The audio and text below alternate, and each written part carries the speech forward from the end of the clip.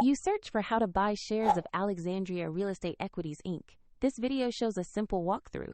Alexandria Real Estate Equities, Inc. is a REIT focused on life science campuses, listed on NASDAQ under the ticker RE. This is educational content, not financial advice. To buy shares, you need a brokerage account. I'll use eToro as the platform example. After signing up, you must verify your account, typically by uploading an ID, and add funds before you can place a trade. Use the platform's search box and enter the ticker RE to find Alexandria Real Estate Equities, Inc. Select the result that matches the NASDAQ listing to ensure you have the correct stock. On the asset page, you will see basic company details, a price chart, and recent market data. Confirm the name, NASDAQ listing, and ticker to make sure this is the correct security.